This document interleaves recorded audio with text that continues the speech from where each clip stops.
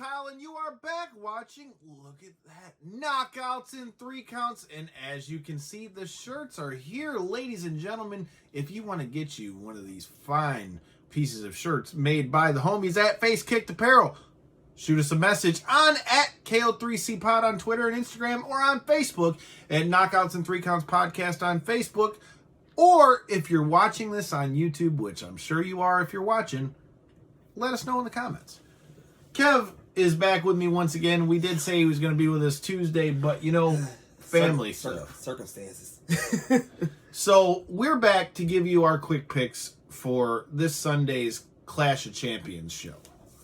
So, Kev, first of all, what do you think as we go into the show? Are you excited for it, or is there anything that sticks out to you? Really, because I really ain't been paying attention to what's going on, but seeing that, well, what I seen, if it got something to do with Retribution, no. Yeah, I can't say that I'm a big fan of what they've been doing with Retribution, but to give us a little bit of help with that, we've got the match card here. We're going to go through our picks for each match, what our thoughts are on the match, and how we see it happening. And let us know in the comments who you guys are going to pick for Clash of Champions, or are you even watching it? If you're not watching it, let us know that in the comments too. We want to know all of that. The first match that we've got on the card is going to be Asuka versus Zelina Vega. Now, we don't know if this is going to be the actual order, Right. but you've got Zelina Vega versus Asuka for the Raw Women's Championship. This is the kickoff match. So, we were just talking about this before we went on air. I'm happy to see Zelina Vega wrestling again. Yes. Now, we saw her split from Andrade and Garza. Yeah. So, what do you think now? Do you think they're going to stay together? Do you think they're going to employ? I think they're going to stay together. They gonna stay together. They go be a team. She doing her solo thing. I don't know what's gonna come of that, but that's what it's gonna be. I'm a big fan of seeing her wrestling again, because for those of you who maybe haven't been following her career for a long time, she was also a former TNA Knockouts Tag Team Champion with Salinas. Like I said, I'm a big fan of seeing her back in there. And hey, I mean, Zelina Vega is not hard to look at either. Nope. So, I mean, seeing her back on TV is not a problem. She'll be taking on the champ, Asuka, in this one. I'm not going to hold you up. I hate to say it this way, even though I just said Zelina Vega, it's great to see you back on TV. She's not ready for Asuka. She's definitely not ready for Asuka, especially her first match back. Well, it's not her first match. First match solo. Well, no, she had a match on Raw. What, the tag team match? No, she faced didn't she face or no, that was tag team match, yep, because she got the win in that one. Like I said, man, I'm happy to see her wrestling again, but she's not ready for Asuka. Asuka is not dropping this belt to Zelina Vega. Or on a kickoff show. Here, let's talk about that, though. Like, do you think that's disrespectful to, like, the Raw Women's title like that? Yes, it is. Okay, I understand every single title is on the line. But it's you can't tell me well, I mean, I would say the United States Championship match, but I mean, the Hurt Business has been a big part of Raw, so I guess I could see that. But you're telling me that you couldn't have put the tag match between Andrade and Garza versus the Street Profits on the? Honestly, I would rather them put the Baszler Nia Jax match on that too, because who cares about the tag team titles right now? Well, we brought up the United States title match. You're going to have Bobby Lashley versus Apollo Crews. First of all, I like what we've seen from the Hurt Business. I like they've been kind of stepping up against Retribution, but can we get Cedric Alexander a new fucking theme song? Please. You've got MVP with him. You're telling me that MVP couldn't, like, collaborate with whoever you guys got doing your music right now to come up with something better for Cedric Alexander? Just in my opinion, I feel like with him being a heel, quote unquote, a heel or whatever they're trying to call it, like, he just needs something tougher. Not that his song that he's got now isn't cool, but it doesn't fit with the Hurt Business to me. And how are you going to have my man just lose like that in his first match with the Hurt Business? Man. Much less with MVP out there. Well, it's WWE. Yeah. So what are we going with this match? You got Bobby Lashley versus Apollo Crews. I mean, on paper it's a good match, Lashley to but retain. another title match where I kind of just feel like it's because it's Clash of Champions and they need a title match. Because I mean, yeah, there's still that beef there with Lashley and Apollo, but it's not like there's not really been anything built on it. It's one title that's not been announced. 24/7 title. I know it's R-Truth always stays ready, bro. You should know that. even if he lose, he get it back that same day. If you stay ready, you don't got to get ready. True facts. All right, next match that we were talking about. Now, this is one that honestly I could have seen being the one they used on the pre-show. You've got the women's tag championship match with the Riot Squad versus Nia Jax and Shayna Baszler. First of all, what do you think of the makeshift team of Nia Jax and Shayna Baszler? I like it because think about it, some of the best rivalries end up being tag teams. The Bar, for example, they beat the hell out of each other. That's fair, but do you think that this one mixes though? Well, it's always gonna be a clash because who would have thought that Matt Riddle and Pete Dunne would have made the tag team that they made? See, I was actually looking forward to that. Yeah, I'm gonna say it was a random pairing. That's fair. I mean, like I said, it hasn't been a bad pairing, and I mean they're both known as destroyers. Yeah. So I mean, I guess it makes sense in that sense. But like, I like the Riot Squad back together, but I feel like this kind of like negated everything that you just did by like putting Ruby on her own, and then putting Liv, on her own to do that whole character, and then just to bring them back together, it kind of feels like we're in one big back circle. But clearly the circle worked for them because now they're going for the tag team titles. I don't understand why get rid of some of these tag teams when you don't have tag teams. But exactly. Even though the Riot Squad is the pure tag team in this one, if I'm making picks on who I think's going to win, it's going to be Nia Jax and Shayna Baszler for me. I agree. I think Shayna probably is going to catch a submission of some kind. What do you got? I got, actually, if we go do it like that, I got Nia to win with that Samoa drop on Liv Morgan. I could see that. All right. Next match on the docket. We got another tag team championship match, but this time it's Shinsuke and Cesaro versus Lucha House Party. Which members of it? Here's the thing, right? I get that they're a group. I get that they're trying to run the Freebird rules kind of thing. Okay, just making sure they're trying to do that. I get that, but with that team, I feel like it doesn't work as good. Well, as far as them, seeing what I've seen on SmackDown, they're going to lose. And this might be the end of them after this. Okay, so then if it is the end of them, where do they all go? Do you think they're just going to fall off? 205 Live. Yeah.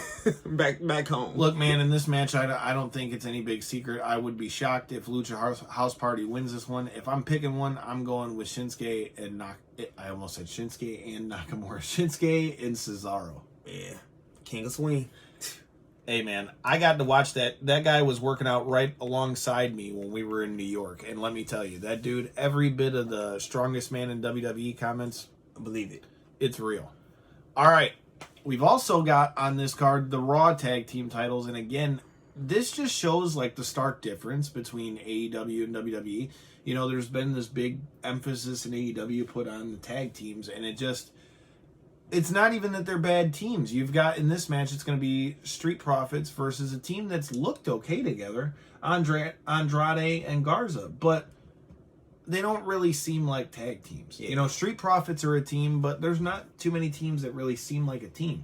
Hell, Cesaro's a guy I'd like to see on his own more. Same with Shinsuke, But in this match, man, I can't see Garza and Andrade getting it after they just split with Zelina. So, well, that's more of a reason why I see them getting it. Because first, this is the third match they had. Third time the charm. And the Street Profits, what they had for over, what? They're the longest running world champions right now, right? They've had them for a hot minute, but that's the other thing. They're not defending the titles. That's more of another reason. You see you see Andrade and Angel Garza on TV more than you see the Street Profits. Bro, I'm with you. So it's time. I mean, for that reason, I could see it. If I'm picking, I'm still going with the Street Profits. You're going with Andrade and them. Who do you guys think? Let us know in the comments or tweet us at KO3CPod and let us know who it is that you guys think is going to win. All right, now we're getting into the bigger matches. We've got the SmackDown Women's Championship with the full-blown heel now, Bayley, versus Nikki Cross. I like heel Bayley. I love heel Bayley. I'm a little shocked at how hard they've went as far as to her beating the piss out of Sasha.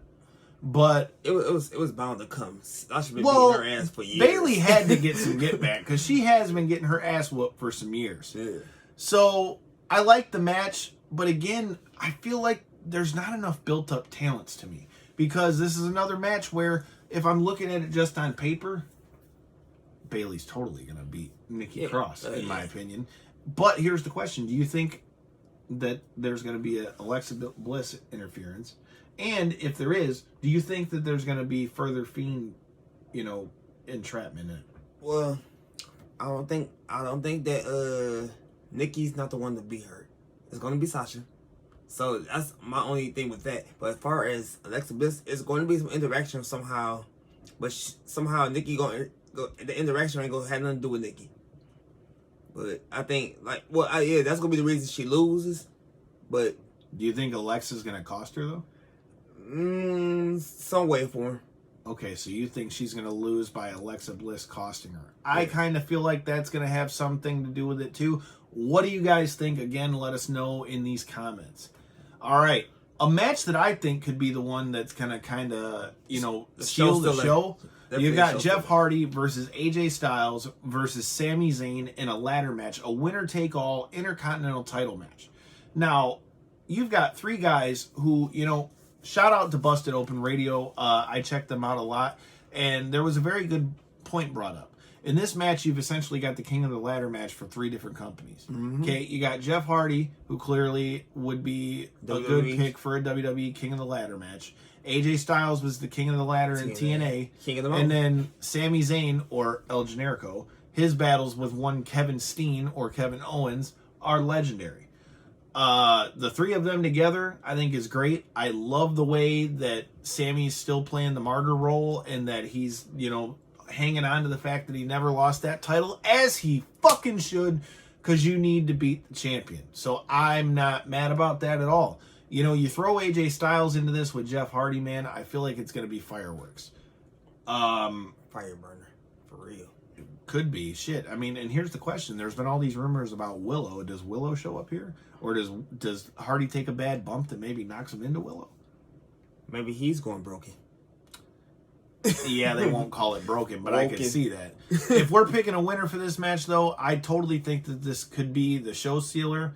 I'm going to go with Jeff Hardy to retain on this one. And I'm going to do the opposite and go Sami Zayn, because I like the exhilaration of, I like this version of Sami. This version of Sami, like the other versions, I hated it. When he was a good guy, I hated it. I was like, he's too chipper. I don't get it. But since he's been a heel, he's been doing good work. I got Sami. All right. So Kevin's picking new champion. I'm picking a retain. What do you guys think? Again, let us know. Now we're getting to nut cutting time. We're at world title time. First of all, is it safe to say you think that the Roman Reigns Jey Uso match has kind of got a... That's a wash. That match has got to be the main event, though. But why? With all the build-up with that, and Paul Heyman and all that, too. But it is... Although Randy Orton, there's been a lot of build-up with the match with McIntyre, too. So which one do you think is going to be the main event? At the end of the day, the WWE title is still the number one title. So it has to be the main event. That's a good point. And I mean, with the way they've been building it, and like, if you notice, and we mentioned Retribution, Randy Orton was one of the people out there fighting with Drew McIntyre against Retribution. But I mean, technically, in the last, they keep going back and forth. The last couple pay-per-views, it been going switching. So the last pay-per-view, SmackDown headline.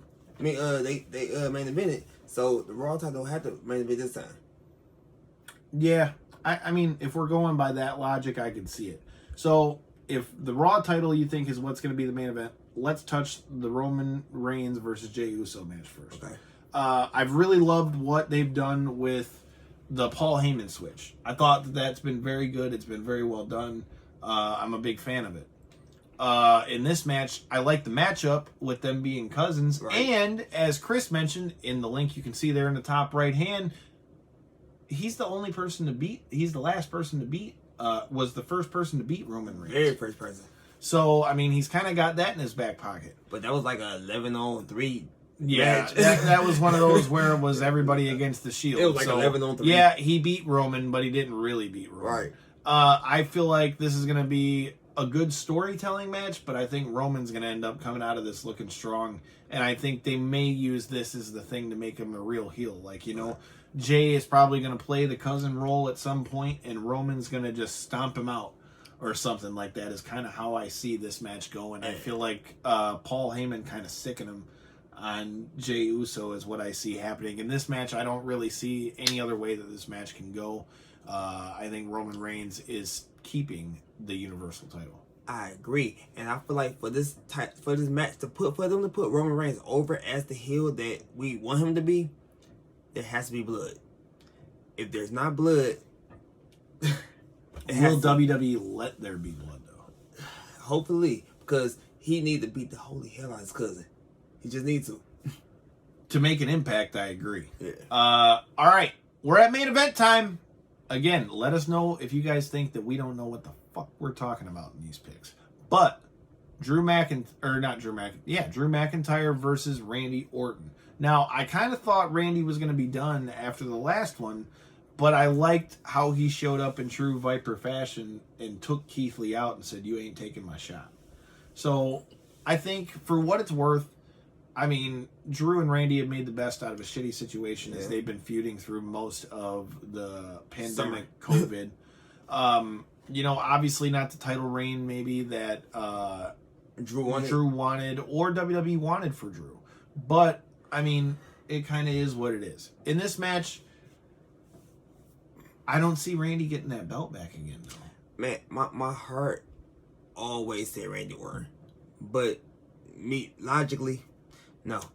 How do you think it ends, though? Do you think it's going to have this big finish to it? It's an ambulance match, so that means Keith Lee might help him. Or he might hurt him. But I kind of think with Randy getting that kick in, Keith Lee could make an entrance, and for Randy, for being a heel right now, it gives him a further reason to just bitch if he does lose. I mean, all in all, man, I mean, they've got decent matches on there. Some I don't care about as much. Some that I find interesting. So, would it been the ambulance match? So they gotta just put him in the ambulance or put him on the stretcher? You have to put him in the ambulance and then shut the doors. I could definitely see a Claymore with him falling into the ambulance. I could see a Claymore kicking him out of the ambulance. That too. I don't know. Either way, ambulance stipulation is cool. I wish we'd see more decent stipulation matches. Like I said, I really liked the one that we saw from Brody Lee with the dog collar match with him and Cody that's being proposed. That's got good implications to it. I feel like a lot of times these stipulation matches get a little whack. But all in all, man, that's what I'm thinking for Clash of Champions. Who do you guys got winning?